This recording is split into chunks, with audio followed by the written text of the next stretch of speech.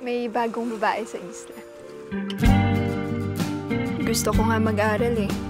Gusto ko kasi mag-culinary eh. Paano kung hindi ka nakapag-aral? Magbi-business woman ako. Ano naman negosyo yung tatayo mo? Hindi ko pa alam kung anong matutunan ko. Meron daw nagtayo ng bagong negosyo sa isla. Pakitingnan mo nga, anak. Ako nga pala si Jen. Papaturo sana ako ng bagong putahe. Yuka pangalan niya. Eh ako unang lalaking nakilala niya dito sa isla eh. Hindi natin alam ang karakas ng babaeng yon. Malay nyo, kabit pala siya dun sa pinanggalingan niyang lugar. Di kailangan ng maraming putahe. Kailangan masarap at dekalidad. Ako na best friend mo lang ang naghihinala. Saka kasama mo pa kasi siya kaysa sa akin eh. Kaya minsan nakakatampo na.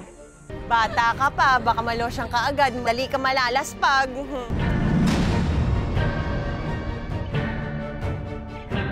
Ituturo ko sa'yo lahat ng nalalaman kong putahe. Pag-aralan mo sa tikim pa lang. Handa akong matutunan lahat. Basta ipatikim mo muna sa akin